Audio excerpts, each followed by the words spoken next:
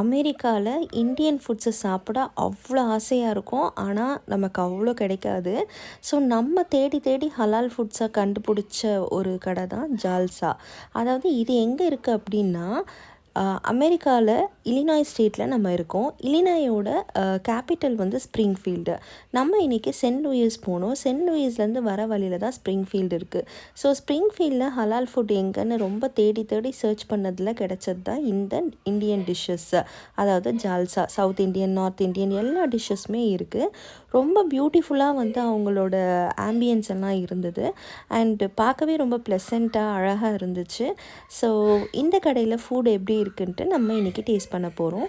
இதில் வந்து பார்த்திங்கன்னா அலக்காட்டும் இருக்குது, அட் த சேம் டைம் புஃபேவும் இருக்குது. நம்ம வந்து இன்றைக்கி புஃபேக்கு போல் அலக்காட்டில் தான் நம்ம வந்து ஆர்டர் பண்ணோம். ஸோ என்னென்ன டிஷ் வந்து ஆர்டர் பண்ணியிருக்கோன்றதை பார்ப்போம் வாங்க. ஸோ அதுக்கு முன்னாடி அங்கே இருக்க ஆம்பியன்ஸும் அந்த ப்ளசண்ட்டான ஒரு இதையும் நான் உங்களுக்கு காமிச்சிருக்கேன்.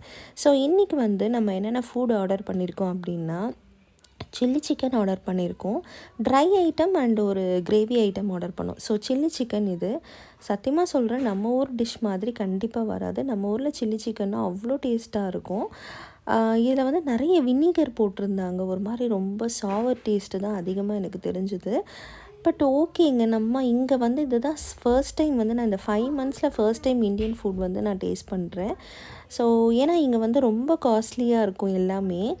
நம்ம ஊர் மணியை நம்ம கன்வெர்ட் பண்ணால் இன்றைக்கி நாங்கள் சாப்பிட்டது அரௌண்ட் 4000 ருபீஸ். என்னடா 2 சப்பாத்தி 4000 ருபீஸான்ற மாதிரி இருந்தது. இங்கே டாலர் வந்து பார்த்திங்கன்னா ஒரு அரௌண்ட் $57 வந்திருக்கும்.